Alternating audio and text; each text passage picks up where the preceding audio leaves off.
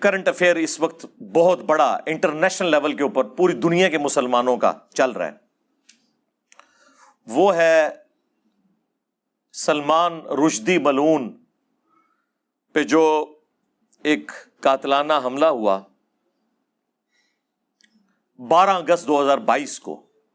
اسی کے کانٹیکسٹ میں آپ کو پتا ہے کہ گارڈین اخبار میں عمران خان صاحب کا ایک انٹرویو بھی چھپا، جس کی کلیریفیکیشن کل رات کو انہوں نے دے دی ہے۔ سپٹمبر 1988 میں یہ کتاب لکھی گئی جی، یہ بیسیکلی انڈیا کا رہنے والا تھا اس وقت۔ ظاہر ہے آپ کو پتا ہے جب انڈیا پاکستان بنگلہ دیش میں کوئی مسئلہ ہو تو یہاں پہ جس طریقے سے اسے ریئیکٹ کیا جاتا ہے وہ پھر عالمی مسئلہ بن جاتا ہے۔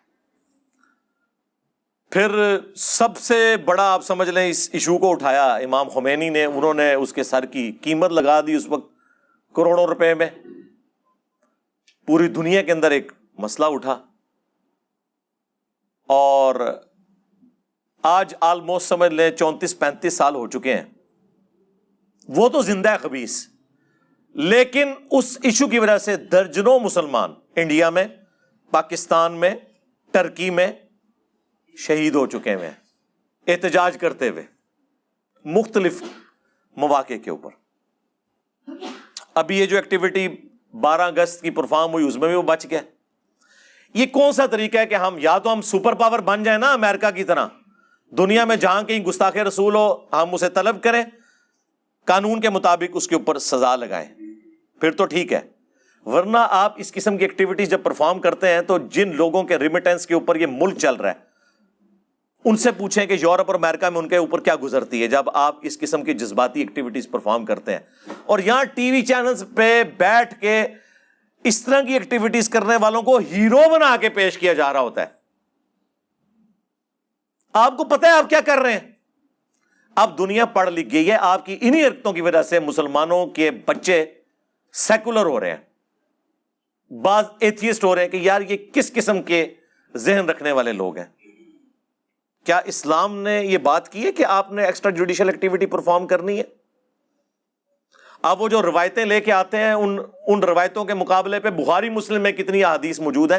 آج میرا وہ ٹاپک نہیں ہے، ورنہ پھر رخ اور طرف چلا جائے گا۔ میری آپ ویڈیو دیکھ لیں، امام ابن تیمیہ اور گستاخ رسول کی سزا جو انہوں نے کتاب لکھی تھی نا، الصارم المسلول علی شاتم الرسول، اس کا میں نے پورا پوسٹ مارٹم کیا تھا، اور وہ تو خیر ایک الگ بات ہے۔ ہمارے نزدیک تمام گستاخان رسول جو عادی مجرم ہیں اور اپنی حرکتوں سے باز نہیں آتے وہ واجب القتل ہیں، فساد فی الارض سورۃ المائدہ کی آیت نمبر 33 کے تحت، لیکن ایک طریقے کے ساتھ، ایکسٹرا جوڈیشل ماورائے عدالت طریقے کے ساتھ نہیں، عدالت۔ اور اگر عدالت انصاف نہ دے تو پھر آپ اپنے آپ کو اتنا مضبوط کریں کہ ہم اپنے مجرمین کو پاکستان کی عدالتوں میں ان کے خلاف کیس چلا سکیں۔ اس کی بجائے آپ اس طرح کے جب گوریلا طریقے اڈاپٹ کرتے ہیں، اس کا نقصان مسلمانوں کو ہوتا ہے، بعد میں بھگتنا پڑتا ہے۔ تو یہی چیز عمران خان صاحب بھی کہنا چاہ رہے تھے۔ اچھا، اب وہ کتاب کی طرف آپ آ جائیں، سیٹینک ورسز یعنی شیطانی آیات، نعوذ باللہ، یہ اس نے اس کا ٹائٹل رکھا۔ انتہائی فضول کتاب ہے، کوئی علمی بیک گراؤنڈ نہیں اس کتاب کی، اور میں تو حیران ہوں اس کتاب کو اتنا اٹھایا کیا، اس میں ہے کیا؟ تخیلاتی چیزیں، ایک طلسماتی سٹوری کے انداز میں وہ لکھی گئی، ایک جعلی روایت کو بنیاد بنا کر ایک پورے کا پورا اس نے نیریٹو کھڑا کیا جس کی اصل قرآن و سنت کے بالکل مخالف تھی۔ اس قسم کی جعلی روایتیں تو ہماری کتابوں میں موجود ہیں۔ بھائی جس ریلیجن کے ماننے والوں نے 10 سے 15 سال کے اندر صدیوں کی رومن اور پرشین امپائرز کو اکھاڑ کے رکھ دیا ہو، تو آپ کیا سمجھتے ہیں کہ اس کے دشمن پوری دنیا میں کتنے ہوں گے؟ تو کیا وہ جعلی روایتیں داخل نہیں کریں گے ہماری کتابوں کے اندر؟ بخاری اور مسلم دونوں میں حدیث ہے، مسلم کی پہلی حدیث یہی ہے مولا علی علیہ السلام سے کہ رسول اللہ نے فرمایا صلی اللہ علیہ وآلہ وسلم، جس شخص نے میری طرف جھوٹ منسوب کیا وہ اپنا مقام جہنم میں دیکھ لے۔ کیونکہ رسول اللہ کو پتا تھا کہ جھوٹی روایتیں گھڑی جائیں گی، بعض اوقات امت کے وسیع تر مفاد میں بھی گھڑی جائیں گی۔ امام مسلم نے صحیح مسلم کے اندر مقدمے میں یہ لکھا ہے، جو مسلم کا پارٹ ہے، پہلی 92 روایتیں مقدمہ ہے، کہ میں نے نیک لوگوں کی زبان کے اوپر فی البدی جھوٹ جاری ہوتے ہوئے دیکھا ہے، وسیع تر مفاد کے اندر دین کے۔ آج بھی آپ دیکھ لیں کتنے واعظین ہیں کہانیاں سٹوریاں سنا رہے ہیں۔ مسلم کے مقدمے کے اندر لکھا ہوا ہے کہ ابن مسعود کہتے ہیں بعض اوقات شیطان انسانی شکل میں آ کے حدیث بیان کر کے چلا جاتا ہے اور لوگ وہ حدیث پھیلانا شروع کر دیتے ہیں۔ جب بعد میں پوچھا جاتا ہے کس نے بیان کی تو وہ کہتے ہیں ادھر ایک بندہ آیا تھا، ایک آواز آئی اور وہ شیطان ہوتا ہے۔ یہ اسماء و رجال کا جو علم ہے، حدیث کی چینز اور ایک ایک بندے کا تعارف، یہ کس لیے رکھا گیا؟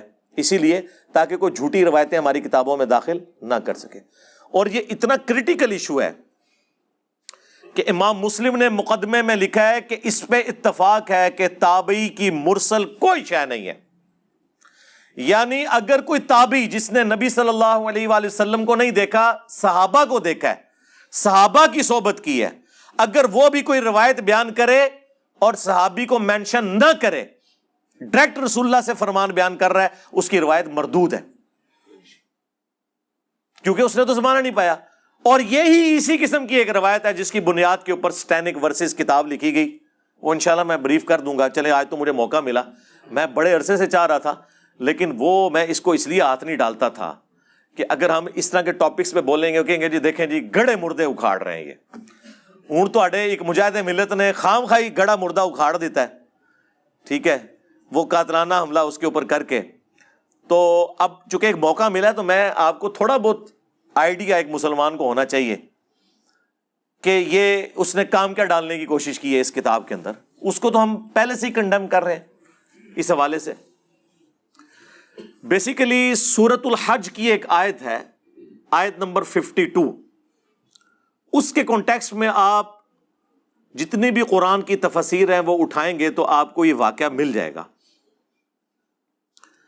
سورۃ الحج کی آیت نمبر 52 میں پہلے آپ کے سامنے بیان کروں گا اور پھر میں آپ سے پوچھوں گا کہ اس میں سے اس طریقے سے رزلٹ نکالنا، جبکہ اس آیت کی تفسیر قرآن کے اندر کئی جگہ پہ موجود ہو۔ کتنا بڑا ظلم ہے کہ آپ کسی ایک جھوٹی روایت، ایک ضعیف روایت، اور ضعیف بھی اس درجے کی کہ اس کی صحابی تک سند ہی نہ جائے، تابعی تک جائے، مرسل روایت، چھوٹا ہوا واسطہ، اس کو ضعیف جمع ضعیف جمع ضعیف کر کے حسن بنانے کی کوشش کر دیں۔ کتنا بڑا ظلم ہے۔ اور یہ اتنا بڑا ظلم ہوا کہ شیخ ناصر الدین البانی، سعودیہ کے جو محدث اعظم بھی رہ چکے ہیں، البانیہ کے تھے بیسیکلی، انہوں نے باقاعدہ اس روایت کے رد کے اوپر پوری کتاب لکھی ہے، حافظ ابن حجر اسقلانی کے خلاف۔ انہوں نے کہہ دیا کہ جی کافی ساری ضعیف روایتیں ملی ہوئی ہیں تو کچھ نہ کچھ تو ہوا ہوگا، ٹھیک ہے۔ حالانکہ البانی خود قائل ہیں کہ 2 3 4 روایتیں مل جائیں نا، اگر جمع کے سیغے میں 3 سے زیادہ، تو ضعیف جمع ضعیف جمع ضعیف حسن لغیری بن جاتی ہے۔ لیکن یہاں ان کو بھی پتا چلا، یہ البانی صاحب نے کتاب ابن حجر اسقلانی کے خلاف نہیں، اپنے خلاف بھی لکھی ہے کہ ضعیف جمع ضعیف کا فارمولہ لگا کے کسی حدیث کو صحیح قرار دینا یہ کتنا نقصان دہ ہے۔ میں نے آج سے آلموسٹ 10 سال پہلے بھی اس روایت کو بیان کیا تھا، مسئلہ 36 کے اندر، ضعیف الاسناد اور من گھڑت احادیث کا فتنہ، کہ اگر ضعیف روایتوں کو مانا جائے تو ایٹ لیسٹ 3 حدیث کی کتابوں میں یہ روایت موجود ہے لیکن سند اس کی متصل نہیں ہے۔ تو اب 3 ضعیف روایتیں مل کے اور 8 9 اس کے مزید طرق ملتے ہیں، تو ہم اسے ضعیف جمع ضعیف جمع ضعیف جمع ضعیف کر کے حسن بنا دیں گے؟ نہیں، ضعیف جمع ضعیف جمع ضعیف پکی ضعیف۔ یہ شیطان نے پھیلائی ہے اس قسم کی باتیں۔ تو باقاعدہ شیخ ناصر البانی نے پورا ایک کتابچہ لکھا اس کو رد کرنے کے لیے، لیکن اس کے اگینسٹ حافظ ابن کثیر جو ہیں وہ آپ دیکھیں ماشاء اللہ تعالیٰ، انہوں نے تفسیر ابن کثیر میں سورۃ الحج کی آیت نمبر 52 کے کانٹیکسٹ میں پورا رد کیا ہے کہ یہ بالکل بکواسیات ہیں سارے واقعات۔ ایک ایک سند کے اوپر انہوں نے بحث کی، انہوں نے کہا یہ سندیں تو متصل ہی کوئی نہیں ہے، خام خواہ آپ اس کے اوپر بات کر رہے ہیں۔ تو یہ روایت جو ہے وہ المعجم الکبیر طبرانی کے اندر موجود ہے، مسند البزار کے اندر موجود ہے، اور مجمع الزوائد کے اندر بھی موجود ہے۔ خود ابن حجر اسقلانی کے استاد مجمع الزوائد میں طبرانی اور بزار کے ریفرنس سے لے کے آئے، انہوں نے کہا ہے کہ یہ روایتیں ٹھیک نہیں ہیں۔ ہمارے پاس تو اب یہ اردو ترجمے کے ساتھ طبرانی بھی آ چکی ہوئی ہے اور مجموع الزوائد بھی آ چکی ہے الحمدللہ. ہم کوشش کریں گے کہ اس کے امیجز جو ہے وہ اس میں ساتھ ڈسپلے کر دیں کہ بالکل جعلی روایتیں ہیں جن کی بنیاد کے اوپر یہ سب کچھ کیا گیا. وہ سورۃ الحج کی جو آیت نمبر 52 ہے اس کے کانٹیکسٹ میں ہوا. وہ آیت پہلے میں پڑھ دیتا ہوں تاکہ آپ کو یہ پتہ چل جائے. اعوذ باللہ من الشیطان الرجیم بسم اللہ الرحمن الرحیم. وما ارسلنا من قبلک من رسول ولا نبی، اور کوئی بھی ایسا رسول آپ صلی اللہ علیہ وآلہ وسلم سے پہلے نہیں گزرا اور نہ کوئی نبی، الا مگر یہ کہ، یعنی تمام انبیاء اور رسولوں کے ساتھ ایسا ہوا. کیا ہوا؟ اذا تمنا، کہ جب اس نے کوئی آرزو کی. اب یہ تمنا کے عربی میں دو معنی ہیں. ایک ہے خواہش کرنا، کوئی ایفرٹ پٹ کرنا دین کی سربلندی کے لیے، اور ایک ہے کہ جو اس پہ کتاب نازل ہوئی ہے اس کی تلاوت کرنا. یہ دونوں معنی بیک وقت درست ہیں، اور دوسرے معنی کو پھر گھسیٹ کے انہوں نے اس میں فٹ ان کیا. وہ آپ کو پتہ چل جائے گا. القى الشیطان فی امنیتہ، تو شیطان بھی اس کی اس تمنا کے اندر اپنا حصہ ڈال دیتا تھا. یعنی اب اگر وہ کوشش کر رہا ہے تو شیطان کیا حصہ ڈالے گا کہ اس کوشش کے اندر رکاوٹیں کھڑی کرے گا، اور اگر وہ تلاوت کر رہا ہے تو وہ پھر اس قسم کی کوشش کرے گا کہ آڈینس تک اس کا کوئی غلط فہم پہنچے اور وہ غلط رزلٹ نکال لے. یہ دونوں معنی بیک وقت درست ہیں. فَيَنْسَخُ اللَّهُ مَا يُلْقِي الشَّيْطَانُ، تو اللہ تعالیٰ جو شیطان نے القاء کیا ہوتا ہے نا، یہ شیطان کی کوئی ایفرٹ ہوتی ہے، اسے تو ہٹا دیتا ہے. ثُمَّ يُحْكِمُ اللَّهُ آیَاتِهِ، اس کے بعد اللہ اپنی آیات کو محکم کر دیتا ہے. وَاللَّهُ عَلِيمٌ حَكِيمٌ، اور اللہ تعالیٰ علم والا اور حکمت والا ہے. اور ساتھ اس سے اگلی آیت میں اس کی حکمت بھی بیان ہو گئی ہے. لِيَجْعَلَ مَا يُلْقِي الشَّيْطَانُ فِتْنَةً لِلَّذِينَ فِي قُلُوبِهِم مَرَضٌ، اور یہ جو شیطان روڑے اٹکاتا ہے نا، یا نبی کی تلاوت کے اندر اپنا بھی کوئی حصہ اس طرح کا ڈالتا ہے کہ سننے والے اس کا غلط فہم لینا شروع کر دیتے ہیں. یہ جو کچھ ہو رہا ہوتا ہے نا،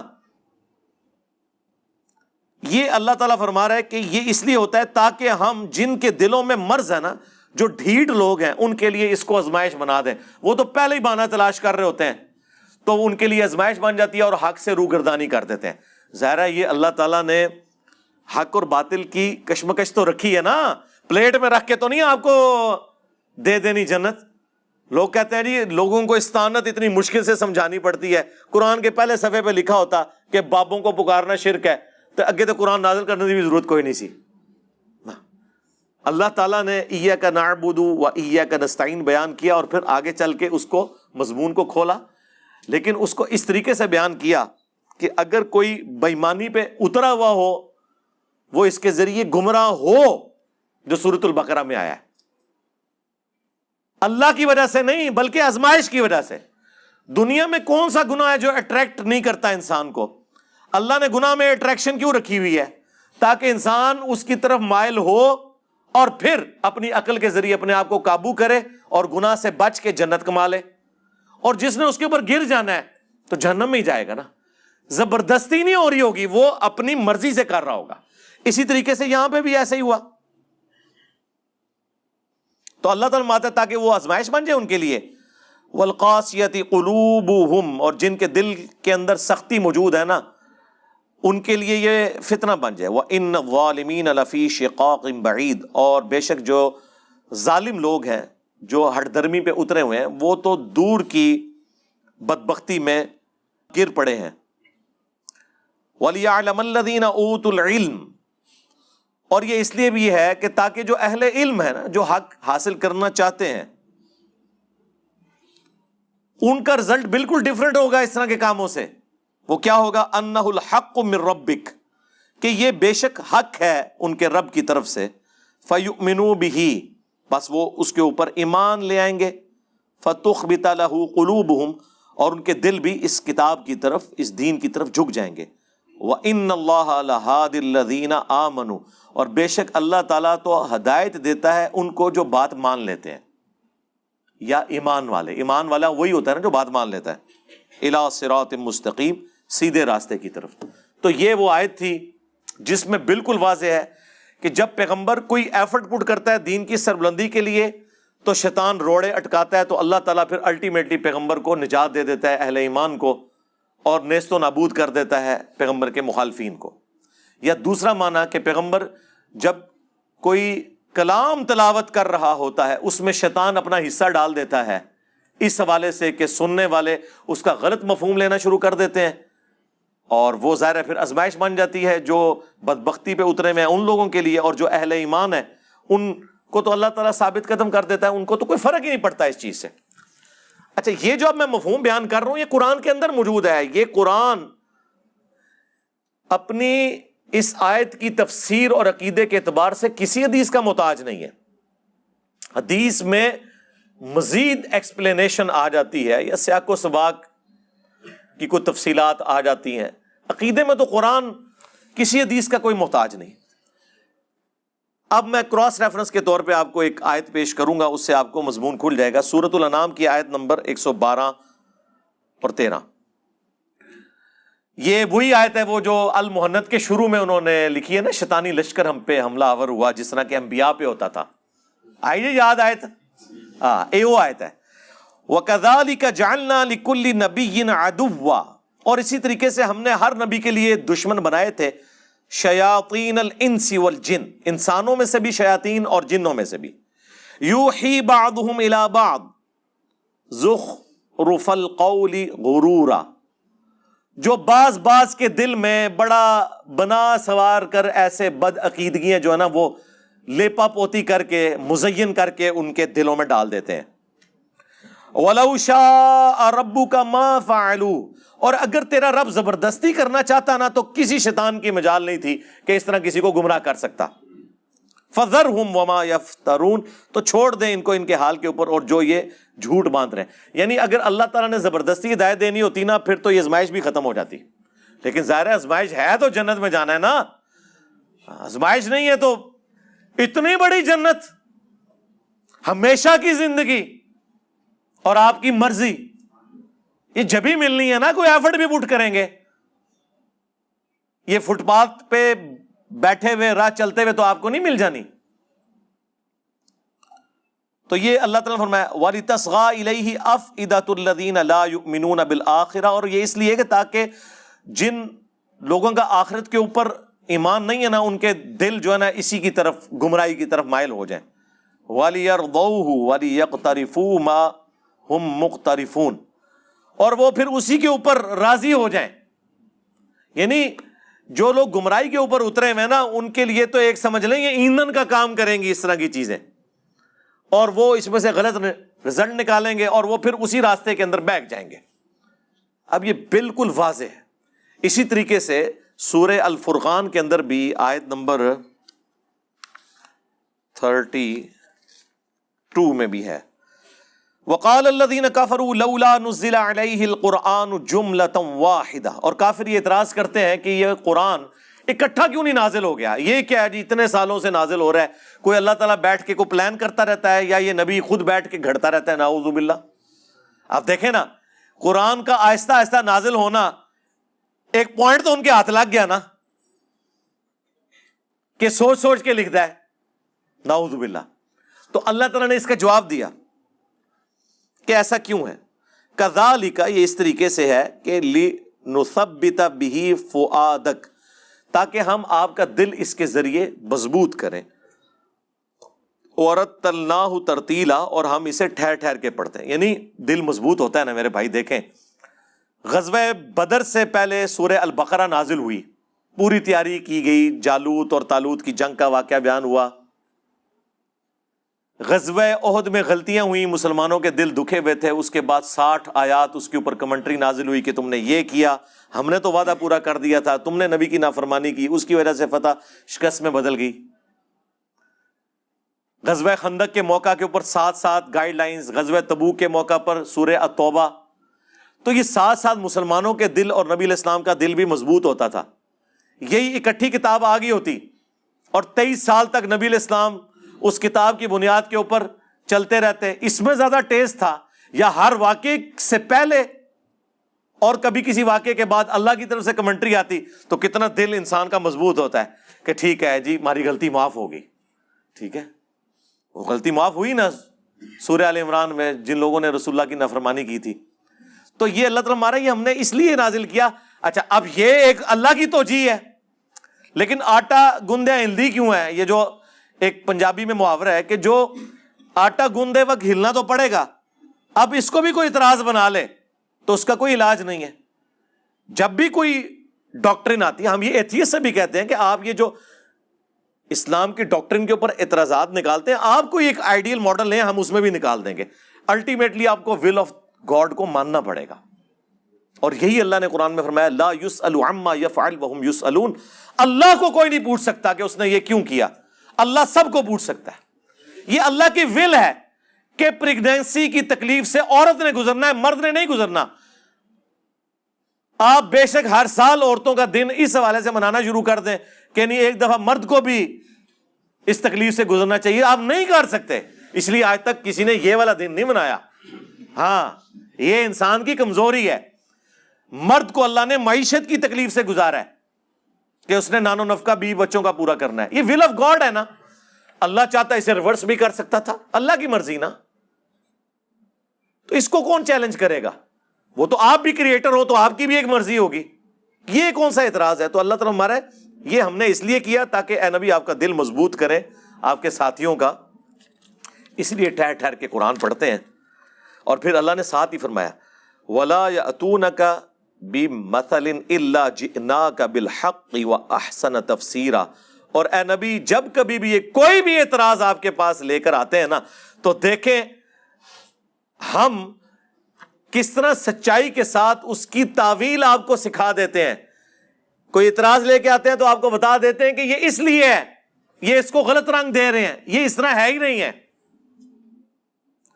اب میرا ایک معصومانہ سوال ہے، اگر وقت کے پیغمبر کے ساتھ یہ ہو رہا ہے کہ ان کی باتوں کا لوگ غلط مطلب لے کے الٹا انہیں بلیم کر رہے ہیں، اس سے بڑھ کر ان پر جو اللہ کی کتاب ہے اس میں کیڑے نکال رہے ہیں، تو اسی تسی تو شاہی کوئی نہیں. تو اس لیے اس طرح کے پروپیگنڈے سے پریشان نہیں ہونا چاہیے، بلکہ ہمیشہ فرنٹ سے لیڈ کر کے آپ کو حق بات لوگوں کو پہنچانی چاہیے. باقی اللہ کی مرضی. ٹھیک ہے، ہمیں جنت اس بات میں نہیں ملنی ہے کہ آپ کے ساتھ لوگ کتنے اٹیچ ہیں، ورنہ تو حضرت لوط علیہ السلام کی 2 بیٹیاں ہی مان لے کے آئی تھی نا. ہاں جی، حضرت نوح علیہ السلام پہ صرف 78 لوگ ہی ایمان لے کے آئے تھے نا، یہاں 300 سے زیادہ لوگ بیٹھے ہوئے ہیں. یہ کوئی کرائٹیریا ہے؟ کوالٹی کرائٹیریا ہے اسلام میں، کوانٹٹی نہیں ہے. تو یہ ساری وہ چیزیں کراس ریفرنس کے طور پہ میں نے آپ کو پیش کی تاکہ آپ کو پتہ چل جائے کہ جن لوگوں کے دلوں میں ٹیڑھ پن ہوتا ہے نا، وہ قرآن کی آیات کا غلط فہم بیان کرنے کی کوشش کرتے ہیں اور اس کے ذریعے پھر لوگوں کو گمراہ کرتے ہیں. یہ قرآن کے اندر اس کی باقاعدہ تفسیر موجود تھی، اس کے باوجود اس خبیث نے سیٹینک ورسز جو لکھی کتاب اس میں اس نے اپنا لقمہ اس کے منہ میں ڈالنے کی کوشش کی. ایک اور آیت پیش کر دیتا ہوں پھر میں اس حدیث کی طرف بھی آتا ہوں جو وہ جعلی روایت ہے. سورہ آل عمران کے سٹارٹ ہی میں اللہ تعالیٰ نے نا اس فتنے کا ذکر کر دیا تھا بہت پہلے ہی. آیت نمبر 7 میں اللہ تعالیٰ نے فرمایا ہے هُوَ الَّذِي أَنزَلَ عَلَيْكَ الْكِتَابَ مِنْهُ آيَاتٌ مُحْكَمَاتٌ. وہی ہے جس نے تم پر کتاب نازل کی ہے جس میں محکم آیات ہیں، جس میں حکم بیان ہوا ہے کہ یہ کرو یہ نہ کرو. ہن ام الکتاب، وہی کتاب کی ماں اور جڑ ہیں. کیا؟ شرک سے بچو، نماز پڑھو، جھوٹ نہ بولو، زنا سے بچو، ماں باپ کے ساتھ اس نے سلوک کرو. یہ اصل دین یہی ہے، اللہ تعالیٰ فرما رہا ہے. وَأُخَرُ مُتَشَابِهَاتٌ، اور اس کے علاوہ متشابہات بھی ہیں، ریزیمبلنس والی چیزیں. اب آخرت کا دنیا میں دھندلا سا تصور دینے کے لیے حوروں کا اللہ تعالیٰ نے مرد و عورت کا ایک تعلق رکھ دیا. آخرت کے فروٹ کا یہاں تصور دینے کے لیے دنیا میں فروٹ رکھ دیے، لیکن اس کا یہ قطعاً مقصد نہیں ہے کہ یہ فروٹ اور وہ فروٹ ایک جیسا ہے. نہیں، بالکل ایسا نہیں ہے. تو یہ متشابہات ہیں. اس طرح اللہ تعالیٰ کی صفات کا ذکر آیا ہے، وہ بھی متشابہات ہیں. کون اس کو امیجن کر سکتا ہے؟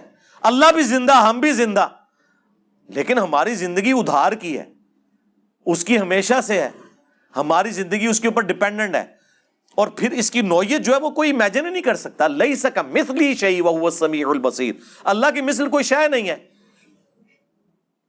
لیکن پھر بھی سمجھانے کے لیے اللہ تعالیٰ نے کہا اللہ تعالیٰ دیکھنے والا، سننے والا ہے۔ اب اس سے کوئی یہ سمجھے کہ اللہ کے کان ہیں یا آنکھیں ہیں جس طرح ہماری ہیں، نہیں، یہ ہے متشابہات۔ تو اللہ تعالیٰ فرماتا ہے کہ یہ متشابہات سمجھانے کے لیے تھیں، یہ دین کی اصل نہیں تھی، اصل وہی ہے جو ہم نے تمہیں حکم دیا ہے۔ فَأَمَّا الَّذِينَ فِي قُلُوبِهِمْ زَيْغٌ، تو جن لوگوں کے دلوں میں ٹیڑھ پن ہوتا ہے نا، فَيَتَّبِعُونَ مَا تَشَابَهَ مِنْهُ ابْتِغَاءَ الْفِتْنَةِ، تو وہ فتنہ تلاش کرنے کی کوشش کرتے ہیں، ڈالنے کی کوشش کرتے ہیں ان آیات کے ذریعے، وَابْتِغَاءَ تَأْوِيلِهِ، اور اس کی تعویل اور اندر ہی مطلب کیا ہے اور لبڑنے کی کوشش کر دینے۔ وَمَا يَعْلَمُ تَأْوِيلَهُ إِلَّا اللَّهُ، تو اس کی تعویل تو اللہ کے سوا کوئی نہیں جانتا۔ وَالرَّاسِخُونَ فِي الْعِلْمِ، اور جو علم میں پختہ لوگ ہیں نا، ان کا کیا عقیدہ ہوتا ہے؟ یقولون، وہ کہتے ہیں آمنا بہ، ہم سب کے اوپر ایمان رکھتے ہیں، جو کچھ بھی قرآن میں نازل ہوا، کل من عند ربنا، یہ سب کے سب ہمارے رب کی طرف سے ہے۔ وما یذکر الا اولو الالباب، اور نصیحت تو نہیں حاصل کرتے مگر عقل والے، عشق دے چلے نہیں۔ ویسے تو میں جتنی ٹیکنیکل گفتگو کر رہا ہوں، منو دسو یہ چلے نو سمجھ آ سکتی ہے؟ ہاں، اور یقین کریں وہ جو چلے چرسی اور پوڈری اور نشہ کرنے والے درباروں پہ بیٹھے ہوئے ہیں، ان کو اپنے اس نشے میں اتنا مزہ نہیں آتا جتنا ہمیں ان علمی باتوں کو کرنے اور سننے میں آ رہا ہے۔ ہاں دیکھیں نا، یہ انبیاء کی وراثت ہے نا، کہ ہر چیز 2+2=4 میں ہے، ٹیکنیکلی ہر چیز اپنی جگہ بیٹھتی ہے۔ تو اللہ تعالیٰ فرماتا ہے کہ نصیحت نہیں حاصل کرتے مگر عقل والے، اور ان کی روش ہوتی ہے کہ وہ دعا کرتے ہیں ربنا لا تزغ قلوبنا بعد اذ ہدیتنا وہب لنا من لدنک رحمہ انک انت الوہاب، اے رب ہمارے دلوں کو ٹیڑھا نہ کرنا بعد اس کے کہ تو نے ہمیں ہدایت عطا فرمائی، ہمیں اپنے پاس سے رحمت عطا فرما اے عطا کرنے والے، آمین۔ تو اسی کانٹیکسٹ میں بخاری مسلم میں حدیث ہے، اللہ کے محبوب صلی اللہ علیہ وآلہ وسلم نے فرمایا جب کبھی بھی تم دیکھو کہ لوگ متشابہ آیات کی تفسیر بیان کرنے کی کوشش کر رہے ہیں، جیسے حروف مقطعات بھی ہیں، اس میں بھی تب آزمائی کر رہے ہوتے ہیں اور چیزوں کے اوپر بھی، تو سمجھ لو یہ وہی لوگ ہیں جن کے بارے میں قرآن میں اللہ نے کہا ہے کہ ان کے دل ٹیڑھے ہو چکے ہیں۔ یہی ٹیڑھے دل والے لوگ، انہی میں سے پھر اس طرح کے جاہل لوگ پیدا ہوتے ہیں، سلمان رشدی جیسے لوگ جو پھر اس قسم کی چیزیں لے کے آتے ہیں۔ اب قرآن اپنے مقدمے میں بالکل واضح ہے، اتنا واضح ہے، قرآن حکیم میں سورۃ الحجر کے اندر، سورہ بنی اسرائیل کے اندر، باقی صورتوں کے اندر اللہ تعالیٰ نے جگہ جگہ فرمایا کہ جو اللہ کے مخلص بندے ہیں نا، چنے ہوئے، ان کے اوپر شیطان کا کوئی اثر نہیں ہوتا، یعنی انبیاء کرام۔ پھر وہ ایک سورہ حج کی آیت لے کے ایک پورا ہنگامہ کھڑا کر کے ایک طلسماتی قسم کا ناول، ایک تخیلاتی چیزیں لکھ دینا، تو جرم کے اوپر مبنی ہے۔ اللہ تعالیٰ کی اسپیشل پروٹیکشن ہے۔ سورہ بنی اسرائیل میں اللہ تعالیٰ نے فرمایا کہ اے نبی علیہ السلام، ظاہر ہے نبی علیہ السلام ایک شریف النفس انسان تھے، قریب تھا کہ آپ بھی کافروں کی طرف تھوڑا بہت مائل ہو جاتے، اپنی شرافت کی وجہ سے، ہوئے نہیں ہیں، ہو جاتے تو یہ آپ کو اپنا دوست بنا لیتے اگر ہم آپ کو نہ تھام لیتے، اور اگر بفرض محال ایسا ہوتا تو ہم آپ کو دنیا کی زندگی میں بھی دگنا عذاب دیتے اور آخرت میں بھی آپ کو اللہ کے عذاب سے بچانے والا کوئی نہ ہوتا۔ ہاں، یہ سب سے سخت ترین آیت ہے قرآن کی سورہ بنی اسرائیل میں۔ اسی طریقے سے سورۃ الحاقہ میں آیا کہ اگر یہ نبی ہماری طرف کوئی ایسی بات منسوب کر دیں جو ہم نے ان کی طرف وحی نہیں کی، ہم ان کا دانا ہاتھ پکڑ کے ان کی رگیں جاں کاٹ دیں۔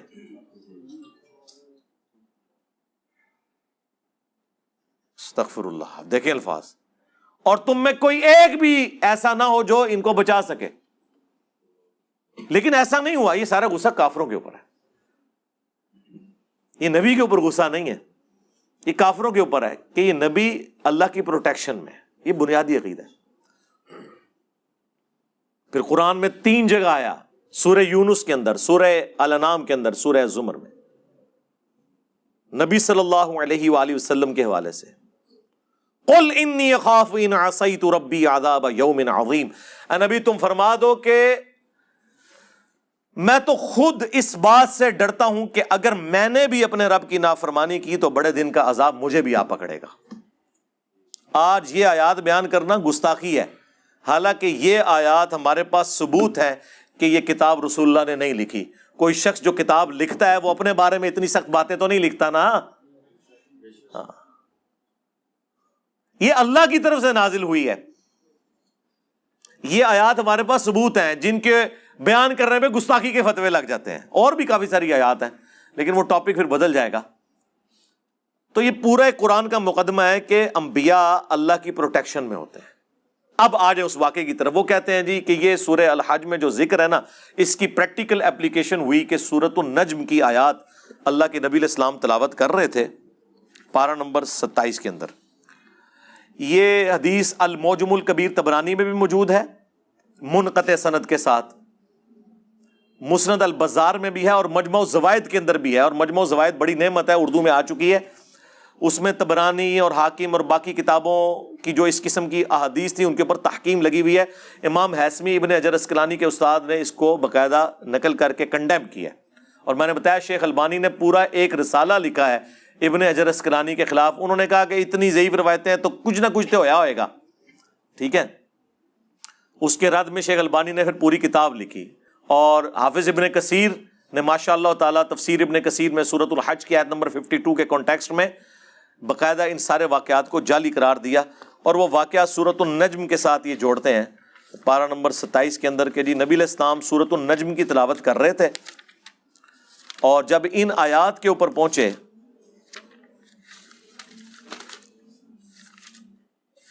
اعوذ باللہ من الشیطان الرجیم بسم اللہ الرحمن الرحیم، جہاں پہ ان دیویوں کا ذکر تھا. ان کی 3 دیویاں تھیں نا جس کی وہ پوجا کرتے تھے، بت پرست. نمبر 1 لات، نمبر 2 عزا اور نمبر 3 منات. اس کا ذکر موجود ہے آیت نمبر 19 اور 20. افرائیتم اللات والعزا، کیا تم نے لات اور عزا کی طرف نہیں دیکھا؟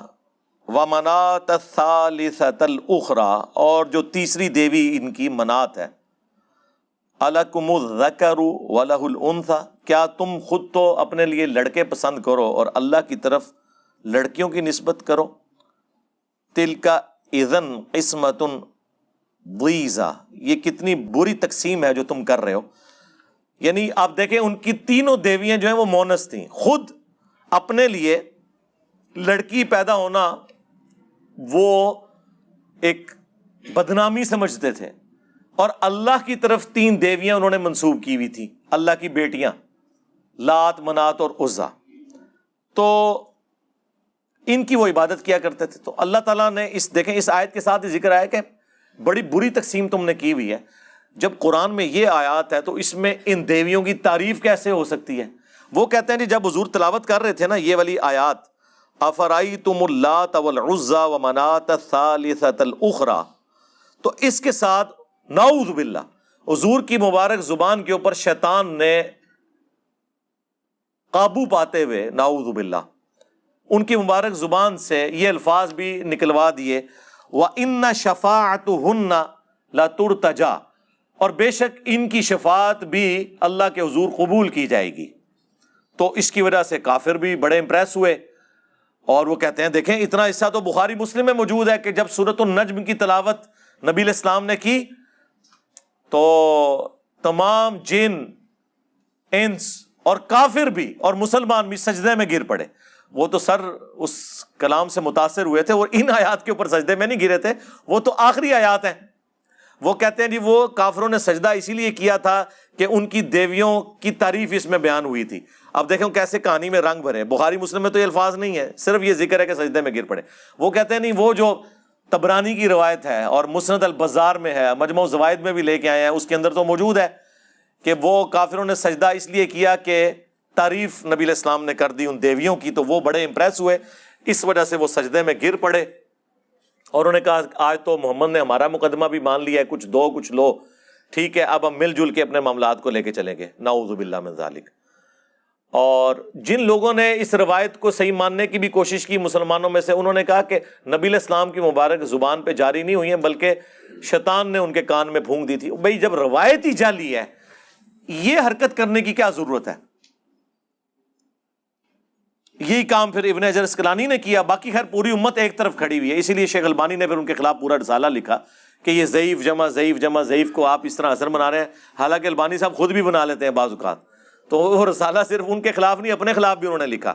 یہ وہ جعلی روایت تھی جس کی بنیاد کے اوپر انہوں نے ایک پورا ہنگامہ کھڑا کیا ہوا تھا۔ یہ بالکل جھوٹی روایت ہے، اس کی کوئی سند متصل نہیں ہے کسی صحابی تک، تابعین تک جاتی ہیں، لیکن ظاہر ہے وہ تو مسلم کے مقدمے میں ہے کہ تابعی کی مرسل کوئی شاعری میں شروع میں بتا چکا کہ صحیح مسلم کے مقدمے میں ابن مسعود کا قول ہے کہ بعض اوقات شیطان انسانی شکل میں آ کے حدیث بیان کر کے چلا جاتا ہے، مشہور ہو جاتی ہے، لہٰذا پوری تحقیق کی جائے گی کہ اس کی سند رسول اللہ تک جاتی ہے کہ نہیں۔ یہ تو نہیں کہ حدیث تو حدیث ہوتی ہے اصلی ہو یا جعلی، ڈگری تو ڈگری ہوتی ہے اصلی ہو یا جعلی، ایسا نہیں ہے۔ تو بہرحال یہ میں نے پورا مقدمہ آپ کے سامنے رکھ دیا اس کتاب کے حوالے سے، تاکہ آپ کو پتہ چل جائے کہ یہ جو تماشا ان لوگوں نے کھڑا کیا ہے، اس کتاب کو اتنی ہائپ اس میں کریٹ کی ہوئی ہے، اس کتاب میں شے کوئی نہیں ہے کہ جسے اتنی امپورٹنس دی جائے، سوائے یہ کہ آپ یہ کہہ سکتے ہیں کہ گستاخی یا کچھ ایسے الفاظ استعمال ہو گئے۔ ٹیکنیکلی تو وہ پور کتاب ہے، ٹیکنیکلی جو اسلام اور پیغمبر اسلام کے اوپر جو اعتراضات آج کے ایتھیسٹ کر رہے ہیں وہ بہت زیادہ ساؤنڈ ہے ایز کمپیئر ٹو اس کتاب کے، اس کے مقابلے پہ، قرآن و سنت کے مقابلے پہ تو دونوں ہی جعلی باتیں کر رہے ہیں، لیکن اس کو اتنی ہائپ کریٹ کی ہے اور اس مردود کو انہوں نے زندہ رکھے ہوئے ابھی تک، اور دفع کریں اسے، مرے اپنی آرام موت، یا اتنے مضبوط ہوں کہ ہم اسے پھر پکڑ کے تو اپنی عدالتوں میں مقدمہ چلا کے تو فساد فی الارض کے تحت اسے سولی لٹکائیں۔ ادروائز آپ اس قسم کی ایکٹیویٹیز پرفارم کریں گے تو عمران خان صاحب نے بالکل صحیح سٹیٹمنٹ دی ہے کہ اس طرح کی ایکٹیویٹیز پرفارم کرنے کا پھر اسلام کو نقصان ہوتا ہے، ٹھیک ہے، مقدمہ کسی اور طرف چلا جاتا ہے۔ آپ دیکھیں وہ اس کی جو خبریں ہیں نا، اس کے نیچے لوگوں کے کامنٹس پڑھیں، لوگ کہہ رہے ہیں جی یہ ہے جی ریلیجن آف پیس، کس کس قسم کے ان کو موقع مل گیا نا بھونکنے کا، اور اس قسم کے موقع ہم پرووائڈ کرتے رہتے ہیں۔ ابھی تو یہاں کی گراؤنڈ ریئلٹیز نہیں ان کو پتا کہ یہاں مسلمان سے ڈرتا ہے، یعنی ایک مسلمان رفع الیدین کرتے ہوئے آمین اونچی کہتے ہوئے کسی ہندو سکھ عیسائی سے نہیں ڈرتا۔ آپ کسی سکھ کی دکان کے باہر مصلی ڈال لینا اور رفع الیدین سے نماز پڑھیں، کچھ بھی نہیں کرے گا، ہندو کچھ بھی نہیں کرے گا، لیکن کسی لبیک یا رسول اللہ نعرہ لگانے والا، ہاں اس کی دکان تو دور کی بات، اس کی مسجد میں بھی آپ رفع الیدین آمین اونچی کہے تو دیکھیں وہ کیا کرتا ہے۔ تو اس سے اندازہ لگا لیں کیا یہ رسول اللہ کو لبیک کہہ رہے ہیں، یہ شیطان کو لبیک کہہ رہے ہیں آپ نبی علیہ السلام کی سنت سے اتنی نفرت کر کے؟ یہ کون سی دین کی خدمت ہو رہی ہے؟ تو اس لیے اپنی آنکھیں کھولیں۔ میں نے آپ کو بہت پہلے بتایا تھا کہ آنے والے دور میں یا تو مسلمان کتاب و سنت کے منہج پہ آئیں گے یا پھر وہ ایتھیسٹ ہوں گے۔ اے وشکارلے مولوی ادھر ادھر ہو جانے جے سارے ہے، تسی دیکھ رہے ہو کس طرح انہاں دی مٹی پلیت بھی ہوندی ہے، ٹھیک ہے جی، آباء و اجداد قبروں کے پجاری، اولادیں جو ہیں وہ الحمدللہ کتاب و سنت کے منہج کے اوپر آ چکی ہیں۔ ہمیں تو لوگ مطلب فرسٹ ہینڈ رابطہ کرتے رہتے ہیں، اللہ کا شکر ہے۔ تو یہ تو کہتے تھے نا جی وہ فلانے بزرگ نے اتنے نو کلمہ پڑھایا، فلانے نے اتنے، ساری کہانیاں بنائی سن، ٹھیک ہے جی۔ بزرگ تے پھر انہوں منو کہ صدیاں تو جنہاں نو تسی اپنے بابے نال جوڑیا سی، انہاں بابے چھوڑ کے اس شخص نو اپنا امام مان لیا ہے جس کی قبر مدینے میں ہے، محمد رسول اللہ صلی اللہ علیہ وآلہ وسلم۔ صلو علی محمد وآل محمد، اللہم صلی علی محمد وعلی آل محمد واصحاب محمد وازواج محمد وامت محمد اجمعین الی یوم الدین، آمین۔